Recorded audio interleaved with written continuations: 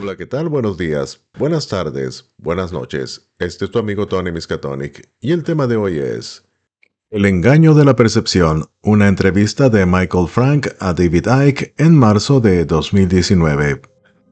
Aunque esta entrevista se realizó hace algunos años, probablemente muchos encontrarán respuestas a preguntas que actualmente anidan en sus mentes en los tiempos presentes. El engaño de la percepción. Michael Frank pregunta, ¿qué es el engaño de la percepción?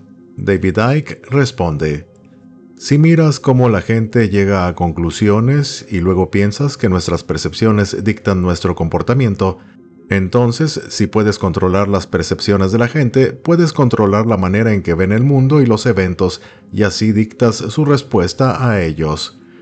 El leitmotiv, el motivo principal del control humano, es el control de la percepción.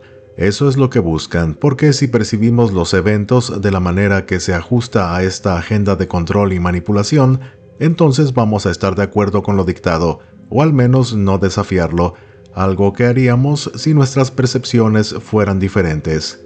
¿De dónde viene la percepción? Viene de la información recibida.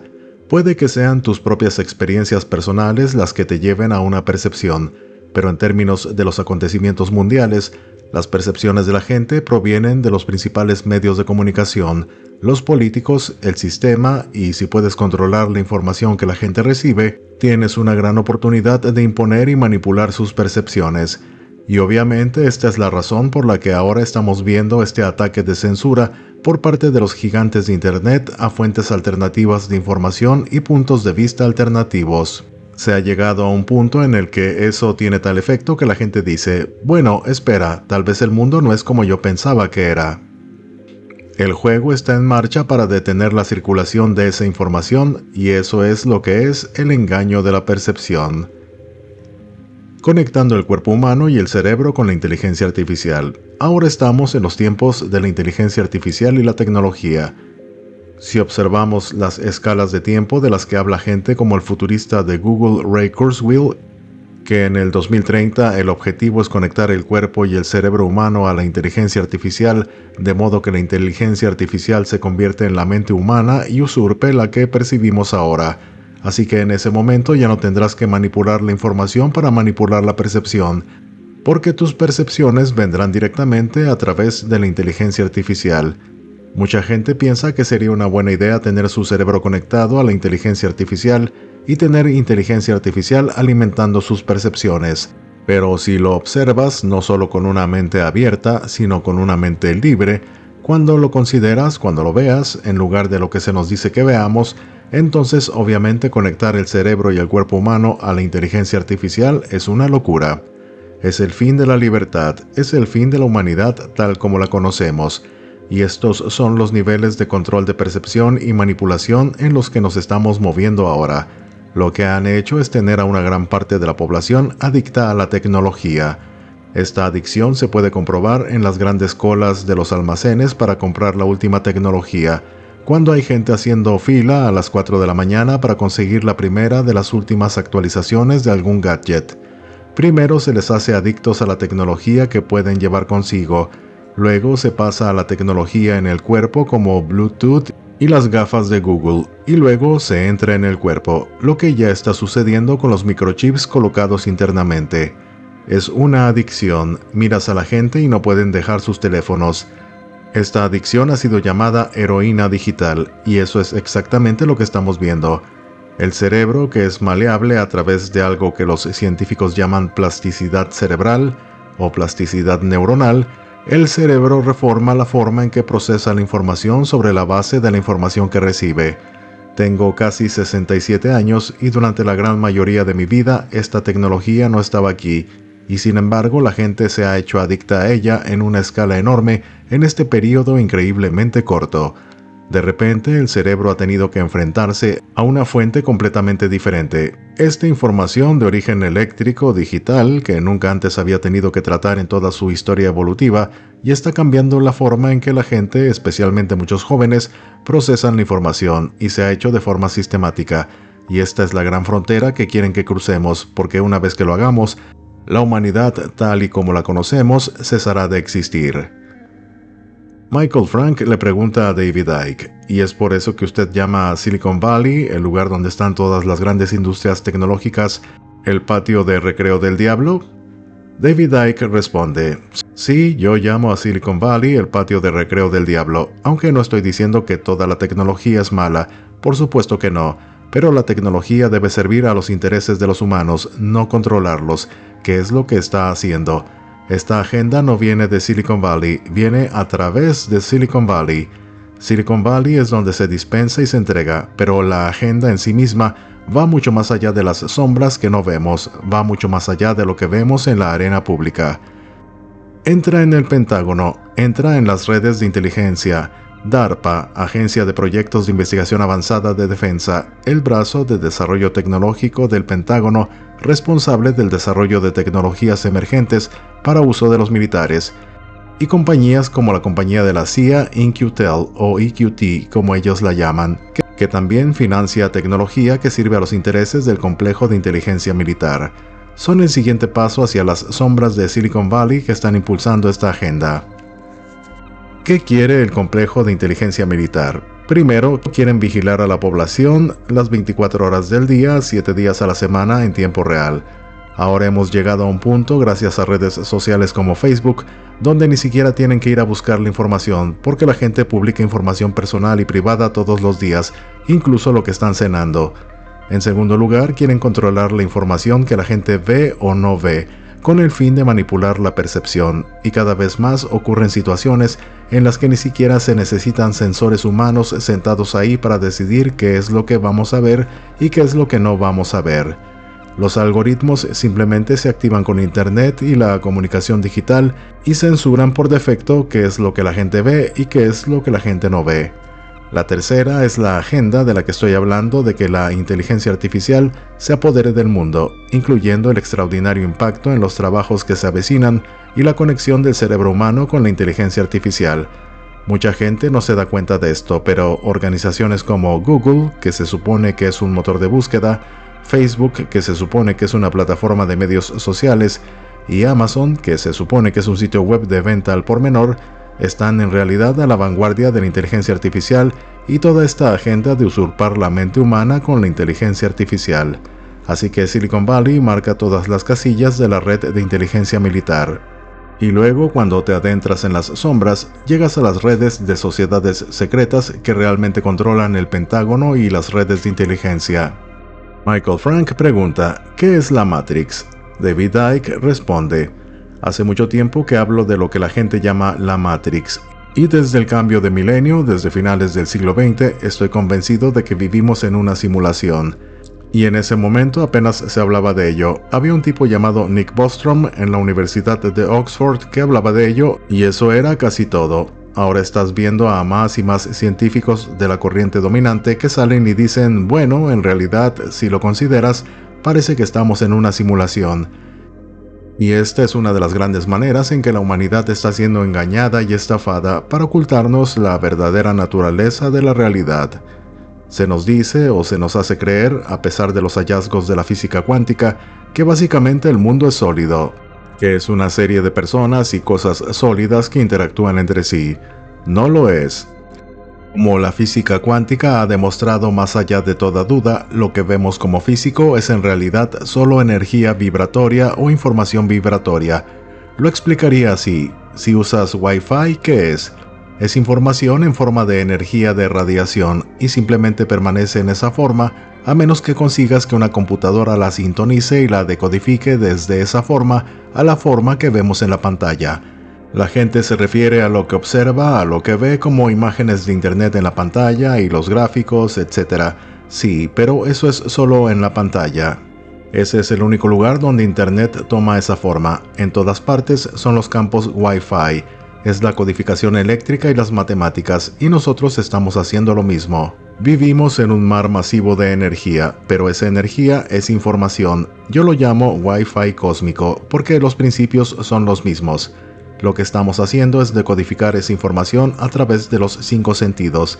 Tomamos información en forma de onda, lo que yo llamaría Wi-Fi, y la convertimos en información eléctrica que se comunica al cerebro, y luego el cerebro la decodifica en lo que yo diría es una información digital holográfica, que es el mundo que percibimos que está fuera de nosotros, pero que en realidad está dentro de nosotros. Y de nuevo, si observamos la analogía de Internet, aunque el Wi-Fi está fuera del ordenador, el mundo que decodifica en manifestación en la pantalla está dentro del ordenador, mismo principio. Y cuando hablamos de ahí afuera, en el mundo físico, en realidad está aquí dentro, en la mente. El único lugar donde este mundo físico existe en la forma en que lo experimentamos es dentro de nuestros procesos de decodificación del cerebro. Fuera de eso, este mundo es información vibracional, información de forma de onda. Ahora bien, esto nos lleva a una situación en la que, si puedes controlar la información en ese mar de energía que estamos decodificando en el mundo de lo que llamamos el mundo real, el mundo percibido, entonces puedes conseguir que la población decodifique esa falsa realidad que les estás dando en forma de información falsa. Y si la gente piensa que esto es una locura, yo les diría que esto va más allá.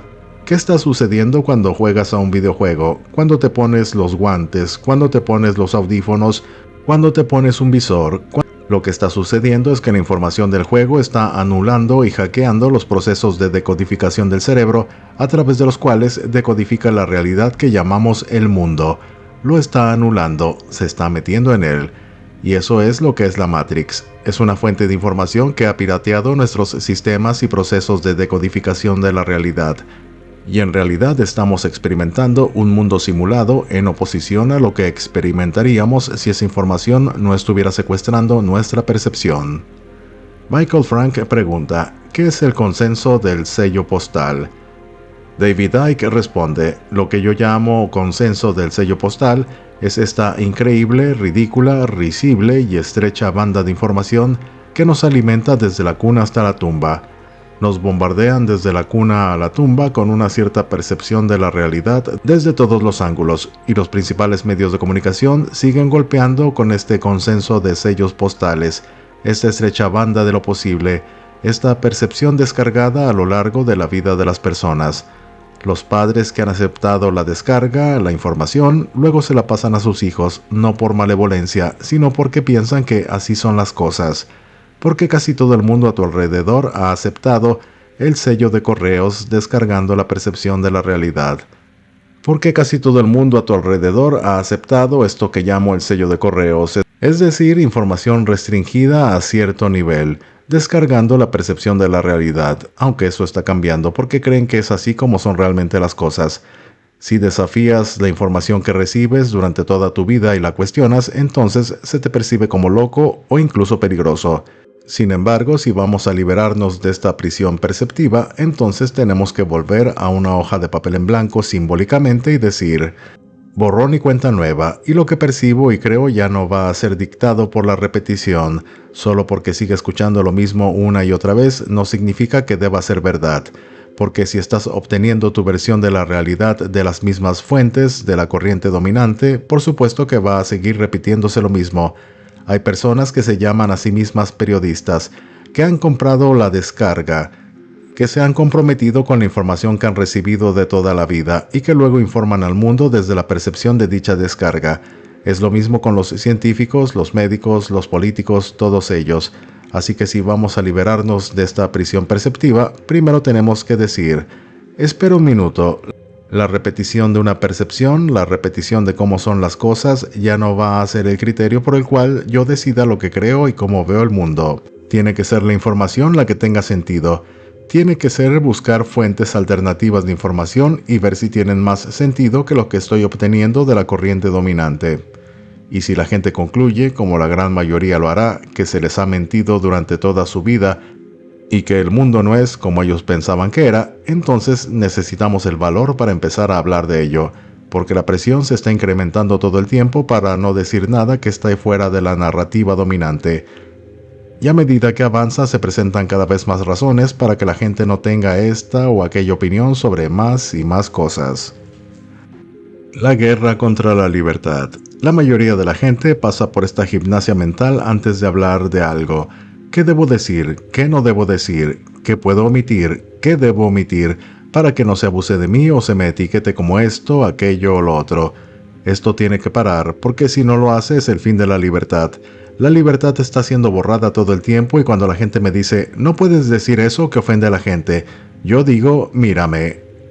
Porque lo que yo opino debe ser dictado por lo que opine un posible ofendido. Si la gente quiere ofenderse es su elección, me parece justo. Pero hay otra opción que podrían tomar y es no ofenderse. La gente ha de respetar que mientras tienen todo el derecho a opinar, otras personas también tienen derecho a opinar, incluso si difieren de su punto de vista. Eso es la libertad. La libertad es la libertad de tener una opinión, de decir la verdad. No es la libertad de censurar con lo que no se está de acuerdo y solo dejar que con lo que sí se está de acuerdo se haga circular. Eso es fascismo, eso es tiranía. Si vamos a ser libres en su verdadero sentido, no la libertad de votar cada 4 o 6 años por máscaras en la misma cara, y sin importar quién quede en el poder, nada cambia. Eso no es libertad, eso es un engaño. La libertad es poder tener la opinión que usted elija tener y comunicar esa opinión. Y luego tenemos un debate. Cuando alguien dice yo veo las cosas así y otro dice yo lo veo así, entonces tenemos un debate y dejamos que la gente decida por sí misma con lo que está de acuerdo o no.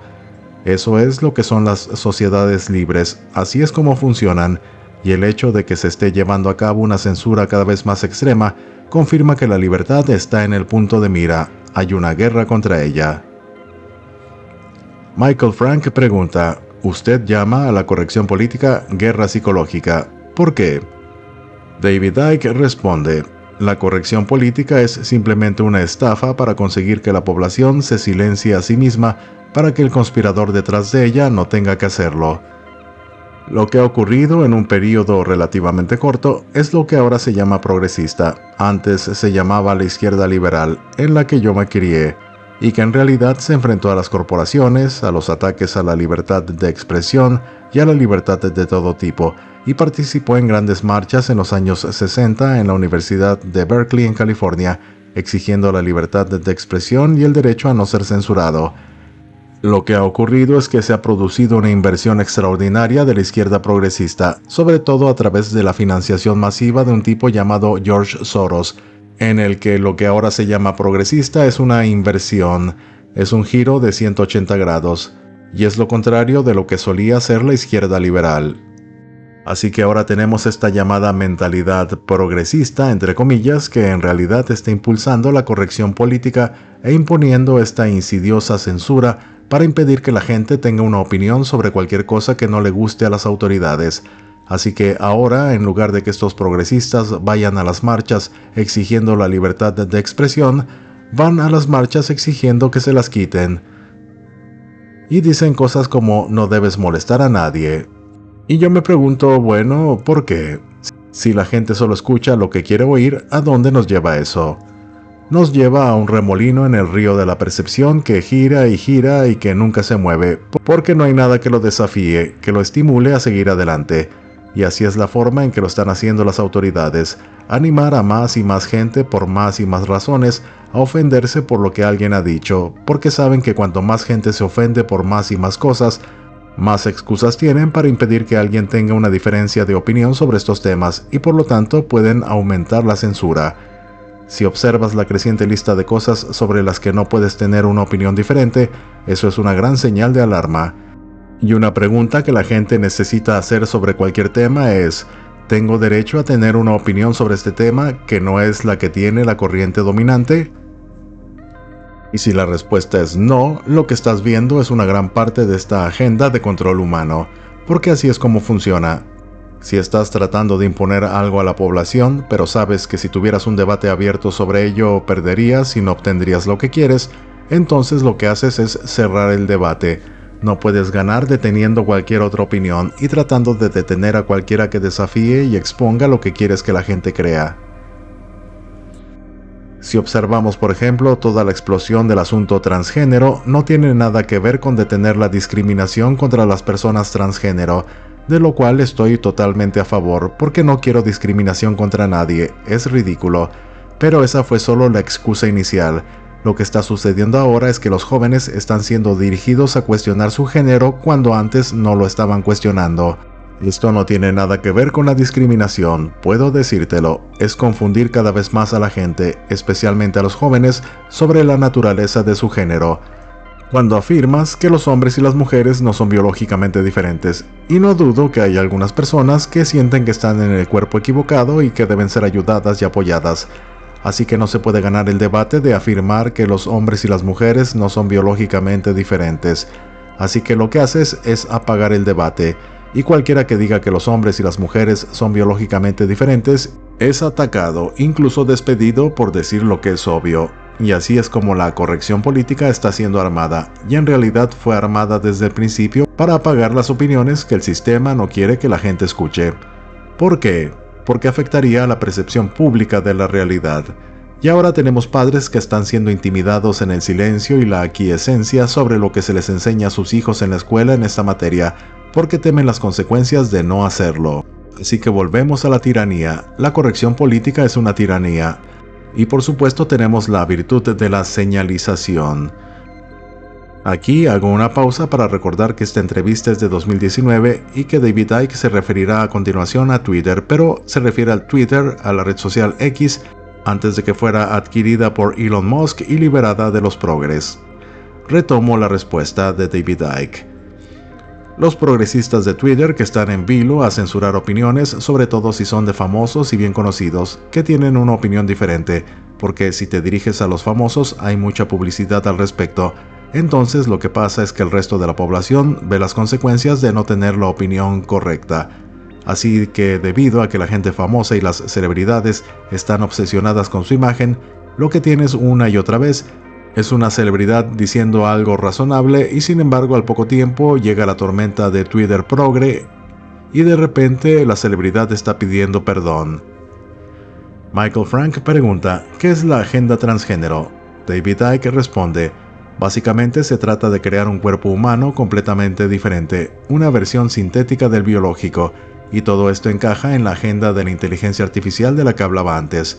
Este humano sintético en el que están trabajando, quiero decir que están haciendo un genoma sintético, sangre sintética y piel sintética justo delante de nuestros ojos, pero este humano sintético que quieren crear no tiene la capacidad de procrear, así que los niños tendrían que ser producidos a través de métodos tecnológicos. ¿Quién describió eso en 1932? El escritor Aldous Huxley en su libro Un Mundo Feliz. Y Aldous Huxley era un infiltrado, su obra no venía solo de su imaginación, igual que la de George Orwell. Esta es la razón por la que personas como Huxley y Orwell fueron capaces de describir una sociedad distópica con tecnología y métodos que no existían en ese entonces, pero que sí existen ahora. Así que Huxley habló sobre el mundo de las incubadoras, donde los niños eran fabricados y los padres ya no estaban involucrados en la crianza de los hijos, ni siquiera producían hijos. Una de las cosas sobre las que advertí hace mucho tiempo en los libros era que íbamos a ver cómo los padres serían reemplazados por varios aspectos del Estado que dictarían aquello que les conviene a sus hijos. Debido a que viajo tanto, puedo ver las mismas cosas en diferentes países de todo el mundo, porque es una agenda global, así que lo que estamos viendo es más y más poder tomado de los padres para decidir cómo se crían sus hijos y cómo se entregan al Estado. Y esto es exactamente lo que yo llamo el tiptoe totalitario, la técnica del escalón que nos ha llevado a lo que antes era el mundo utópico del escritor Aldous Huxley en su libro Un Mundo Feliz. Y por supuesto, si se va a llegar a una situación en la que no hay género humano sintético que no pueda procrear, entonces tienes que moverte paso a paso hacia eso. Y una gran parte de esto, de este cambio de mentalidad, es cambiar la percepción de género de la gente para que crean que no hay género, que no hay tal cosa como hombre y mujer, y toda esta locura absoluta se está haciendo para llevar a la gente por el camino hacia ese no género, el humano sintético. ¿Y a quién se dirigen más que a nadie? A los jóvenes. Porque las personas mayores que han vivido en un mundo y una sociedad de cierto tipo y tienen percepciones de cierto tipo sobre el mundo y sobre el hombre y la mujer, no son tan fáciles de persuadir porque saben que es ridículo. Pero esas generaciones que dicen que esto es un montón de basura van a morir, y lo que va a quedar cuando el mundo feliz llegue a su fin serán los adultos que hoy en día son los jóvenes. Por eso se dirigen a estas jóvenes generaciones de manera despiadada, en lo que respecta al género, día tras día, con extremos cada vez mayores. Michael Frank pregunta, ¿qué hay detrás del actual sentimiento antimasculino, antiblanco dentro de la sociedad? David Icke responde, ¿qué es masculino? Es una forma de género, ¿no? Así que este ataque a la masculinidad, particularmente a los hombres blancos, pero a la masculinidad en general, es parte de esta agenda también, de fusionar el género en ningún género. Así que si quieres crear más y más hombres femeninos y más mujeres masculinas en términos de sus percepciones, ¿qué haces? Se funden en una situación en la que la diferencia perceptiva entre el hombre y la mujer se diluye masivamente. Si tienes una población que se siente ofendida por todo, ¿qué significa eso? Significa que tiene usted una población débil que no es psicológica o emocionalmente fuerte, sino débil y ofendida por todo.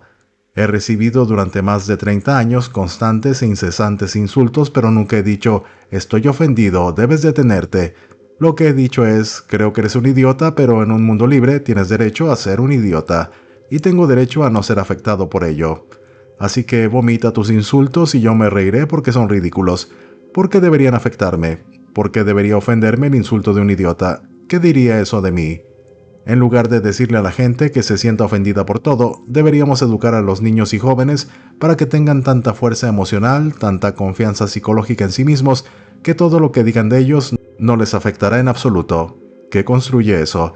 Eso construye una población fuerte, segura de sí misma y emocionalmente equilibrada. ¿Y qué diría esa población cuando la autoridad tratara de imponerles su voluntad? Dirían que no. Pero esta población sistemáticamente débil e intimidada no existe por accidente, existe por diseño. Michael Frank pregunta, ¿qué hay detrás de la inmigración masiva y el multiculturalismo? David Icke responde, lo que he escrito en mi último libro, Everything You Need to Know But Have Never Been Told, que en español es todo lo que necesitas saber pero nunca se te ha dicho, es que el origen de esta agenda se remonta por lo menos a la década de 1920. Había un hombre llamado Dr. Richard Day, que era un asesor de Rockefeller, y se puso de pie en una reunión de pediatras en Pittsburgh, Pensilvania, en 1969, y sorprendió a todos diciéndoles que apagaran el equipo de grabación y que no tomaran notas, porque iba a decirles cómo iba a cambiar el mundo. Y lo que dijo esa noche, y cuando lo comparas con lo que ha sucedido desde entonces y lo que está sucediendo ahora, es extraordinario. Y lo que dijo esa noche fue una serie de cosas, incluyendo la descripción de Internet en 1969 y lo que se avecinaba, a pesar de que nadie estaba hablando de ello en ese entonces. También dijo que iban a instigar movimientos masivos de personas de una cultura a otra, porque es mucho más fácil cambiar una sociedad que está llena de gente que no tiene raíces en la historia de esa sociedad, porque ellos aceptarán el cambio más fácilmente que la gente que no lo hace. Esto nos lleva a la creación de una sociedad mundial que involucre a un gobierno mundial, un ejército mundial, un banco central mundial y una moneda digital sin dinero en efectivo, con dinero en efectivo fuera de circulación y una población con microchips conectada a este sistema de inteligencia artificial. No se trata solo de cambiar la naturaleza de la sociedad europea o la sociedad estadounidense o la sociedad australiana. Se trata de cambiar la naturaleza de la sociedad global. Esta sociedad global no tendría culturas separadas, están apuntando a todas las culturas, de modo que puedan fusionarlas todas en una cultura global. Es el mismo proceso que vemos en la agenda transgénero y el movimiento hacia un no género humano. Solo tienes que fusionar todo en uno.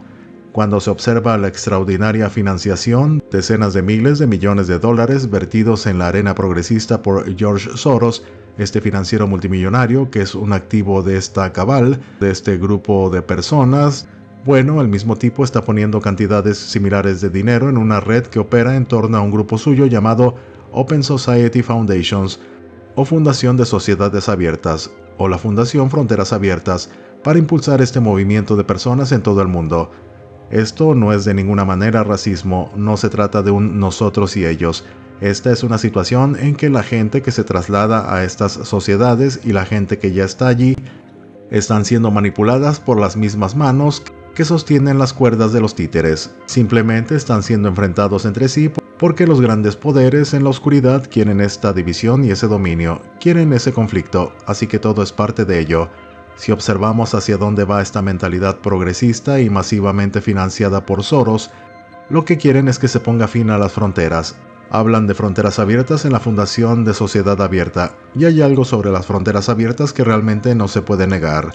Cuando no hay fronteras, no hay países, porque no se puede administrar un país a menos que tenga fronteras, porque no se tiene control sobre lo que sucede allí.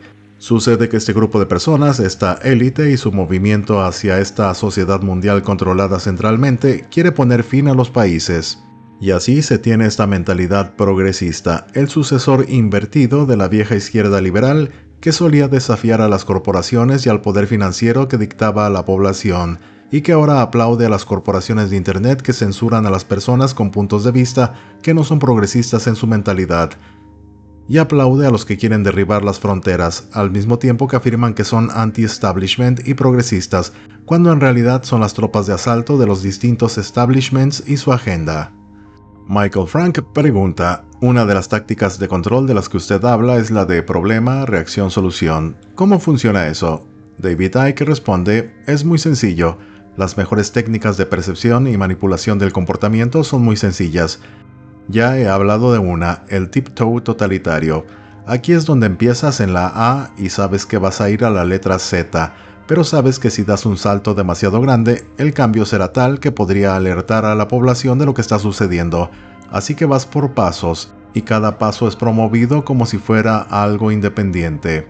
Pero si investigas esto y ves más a fondo, puedes notar que en realidad no es un fin en sí mismo, es un patrón que va en cierta dirección, poco a poco, paso a paso. Junto al tiptoe totalitario tienes lo que yo llamo problema, reacción, solución, y es realmente sencillo.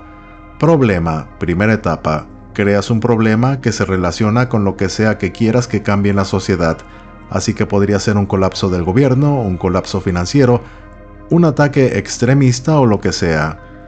Luego, a través de un medio de comunicación incuestionable, le dices a la población la versión de ese problema que tú quieres que crean. Le das una razón falsa por la cual el problema ha ocurrido o un falso villano por el cual la situación ha ocurrido. A continuación sigue la reacción, segunda etapa. La población reaccionará con indignación y miedo con gente diciendo, hagan algo, esto no puede seguir así, hay que hacer algo. En tercer lugar está la solución, la tercera etapa. Tú que has creado el problema de manera encubierta y has culpado a alguien más, entonces ofreces la solución a los problemas que has creado en respuesta a la reacción que has obtenido por parte de la población. Estas soluciones, entre comillas, cambian nuestra sociedad e impulsan la agenda hacia este distópico mundo feliz. El antídoto para este esquema de problema, reacción, solución es hacerse la pregunta, ¿quién se beneficia? Cuando estas autoridades nos dicen lo que debería ocurrir como resultado de algún problema, la pregunta debería ser, ¿quién se beneficia? ¿Quién se beneficia de que yo crea lo que me dicen sobre este problema? ¿Quién se beneficia de las soluciones que se sugieren?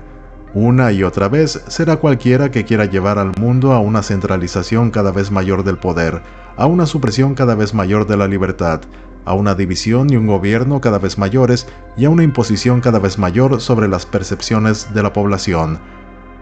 El esquema problema, reacción, solución depende absolutamente de un medio de comunicación dominante que cumpla con las normas sin cuestionamientos. Porque si tuvieras un medio de comunicación adecuado y periodistas adecuados, cuyo trabajo es hacer que la autoridad rinda cuentas y asegurarte de que esa autoridad nos dice la verdad, que es lo que los medios de comunicación alternativos tratan de hacer, entonces el esquema de problema, reacción, solución fracasaría cada vez, porque en la primera etapa crearon la solución y culparon al villano. Los periodistas de la corriente dominante comenzarían a investigar tanto el problema como al supuesto villano, y se darían cuenta de que nada de eso es realmente cierto. En ese momento no habría oportunidad de ofrecer la solución y cambiar la sociedad, porque su razón para hacerlo habría sido desarmada y expuesta. Pero debido a que no tenemos periodistas en mayúsculas, tenemos repetidores y propagandistas que no van a sacudir el avispero, gente que simplemente repite lo que la autoridad les dice.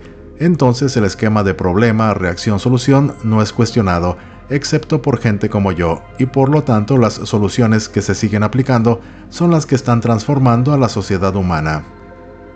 Michael Frank pregunta, David, si hoy fuera tu último día en la Tierra y solo pudieras dar a la humanidad 3 consejos, ¿cuáles serían?